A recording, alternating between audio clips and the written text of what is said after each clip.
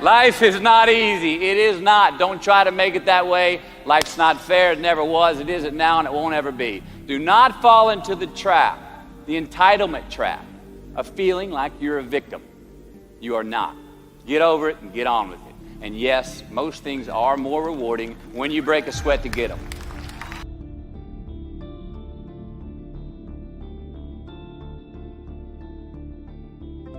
Unbelievable is the stupidest word in the dictionary. Should never come out of our mouths. Think about it. To say, oh wow, what an unbelievable play. It was an unbelievable book, an unbelievable film, an unbelievable act of courage. It may be spectacular, it may be phenomenal, most excellent or outstanding. But unbelievable? Give others and yourself more credit.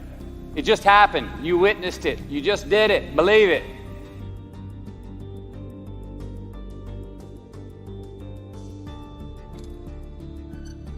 Happiness is an emotional response to an outcome.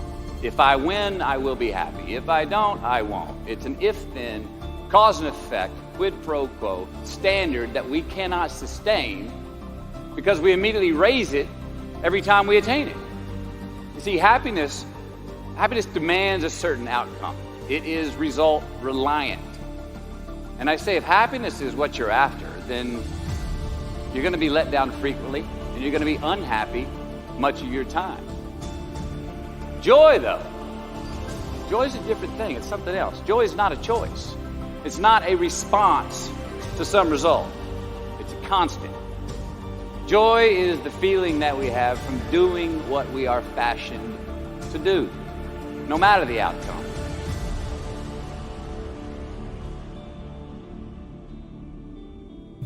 Define success for yourself.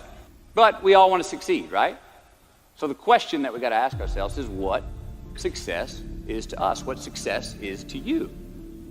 Is it more money? That's fine. I got nothing against money. Maybe it's a healthy family. Maybe it's a happy marriage. Maybe it's to help others, to be famous, to be spiritually sound, to leave the world a little bit better place than you found it. Continue to ask yourself that question. Now your answer may change over time, and that's fine. But do yourself this favor. Whatever your answer is, don't choose anything that will jeopardize your soul. Prioritize who you are, who you want to be, and don't spend time with anything that antagonizes your character. So first, we have to define success for ourselves. And then we have to put in the work to maintain it.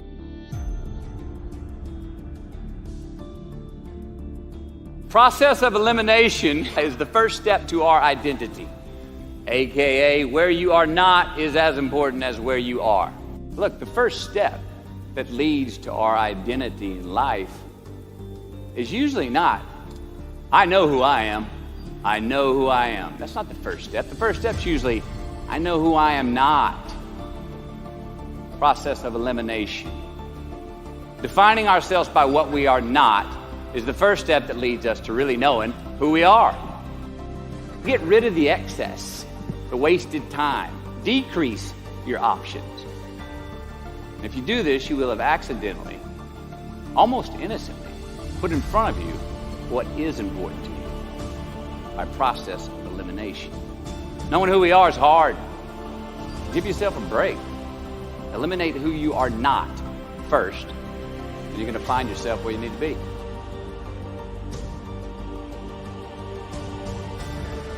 Instead of creating outcomes that take from us, let's create more outcomes that pay us back, fill us up, keep your fire lit, turn you on for the most amount of time in your future.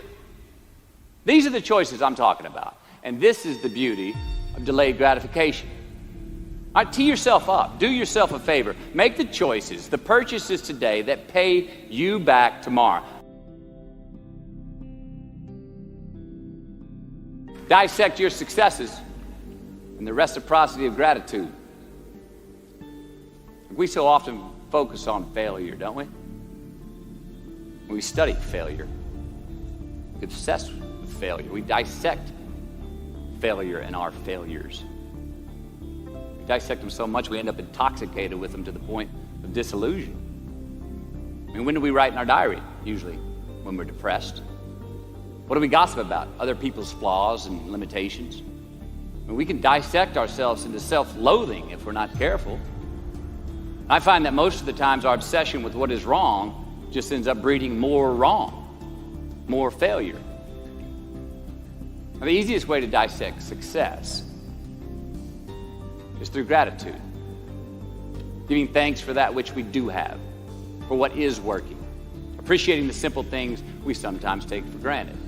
We give thanks for these things, and that gratitude reciprocates, creating more to be thankful for. It's really simple, and it works. Now, I'm not saying be in denial of your failures. No, we can learn from them too, but only if we look at them constructively, as a means to reveal what we are good at, what we can get better at, what we do succeed at.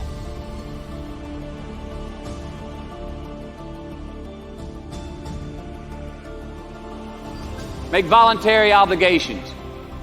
All right, mom and dad, since we were young, they teach us things as children.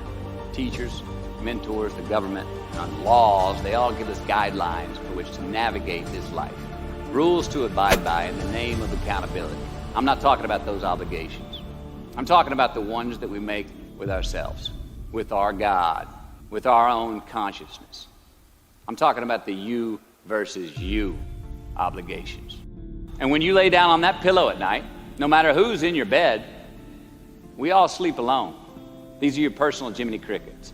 And there are not enough cops in the entire world to police them. It's on you. From can to want. Look, just because you can, it's not a good enough reason to do something. Even when it means having more. Right? Be discerning. Choose it because you want it. Do it because you want to. A roof is a man-made thing. Maybe you've had that feeling of, oh my God, life just cannot get any better than this moment. And ask yourself, do I deserve this? Now, what happens when we get that feeling? We tense up. We have this sort of outer body experience where we are literally seeing ourselves in the third person.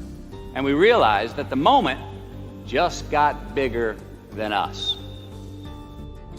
And it's because we have created a fictitious ceiling, a roof, to our expectations of ourselves. A limit where we think it's all too good to be true. But it's not. And it's not our right to say or believe it is. We shouldn't create these restrictions. A euphoric bliss. Who are we to think that we don't deserve or haven't earned these gifts when we get them? But if we stay in process, all right, within ourselves, in the joy of the doing, we will never choke at the finish line. Why? Because we aren't thinking of the finish line. Because we're not looking at the clock. No, we're in process. The approach is the destination, and we are never finished. Take the lid off the man-made roofs that we put above ourselves and always play like an underdog.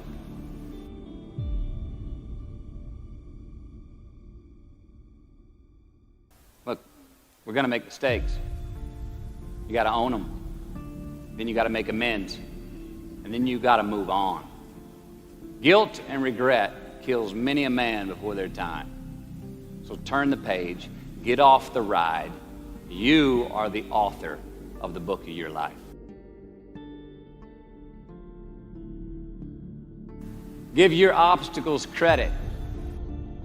I mean, I try to scare myself at least once a day. I mean, I get butterflies every morning before I go to work. I was nervous before I got here to speak tonight. I think fear is a good thing. Now, why? Because it increases our need to overcome that fear.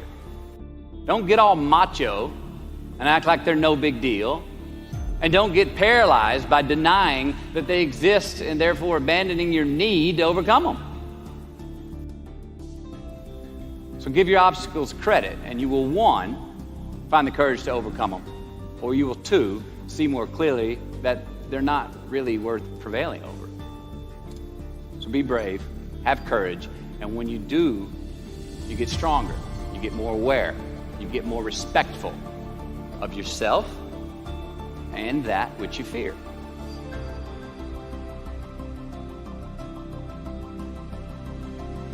So how do we know when we cross the truth? I've always taken these 21-day trips by myself to far-off places where I usually don't know the language and nobody knows my name. They're adventures, one, but they're also a purge. All right, they're a cleanse for me. They're like a 21-day fast from attention, from all the things I have in my well-appointed life. They're a check out so I can check in with me. See how I'm doing. Be forced to be my own and my only company. To have a look in my mirror. All I want is what I can see. And all I can see is what's in front of me. Stop thinking about what was coming up next. What was up ahead. Time slowed down. I was no longer in a rush to get anywhere. And my anxieties were greatly eased. The weight that was on my shoulders was lifted. My penance was paid. And I got back in good graces with my God. And I shook hands with myself. My best friend. The one that we're all stuck with anyway. Ourselves. I was present. I was out of my own way. I was not anticipating next. I was embracing only what was in front of my eyes and giving everything the justice that it deserved. You see, I crossed the truth that morning. Now, did I find it? I don't know. I think it found me. Why? Because I put myself in a place to be found. I put myself in a place to receive the truth. So we have to consciously put ourselves in places to receive that clarity. Now, that may be prayer. That may be meditation. That may be a walkabout. That may be being in the right company, a road trip. Whatever it is for you, schedule that time.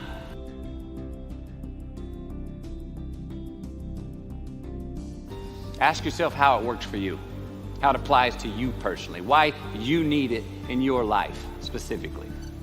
And if you do that, have the patience to internalize it and get it from our intellectual head, thinking about it, and into our bones and our soul and our instinct.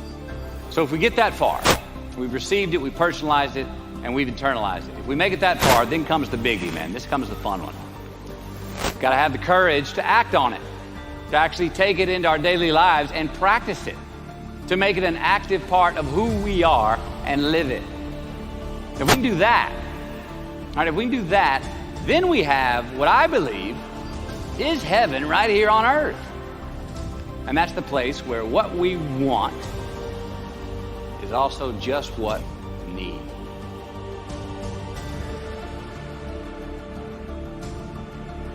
So while we're here, let's make it a place where we break a sweat, where we believe, where we enjoy the process of succeeding in the places and ways that we are fashioned to, where we don't have to look over our shoulder because we're too busy doing what we're good at, voluntarily keeping our own counsel because we want to, traveling towards immortal finish lines. We write our own book, overcoming our fears. We make friends with ourselves. And that is the place that I'm talking about.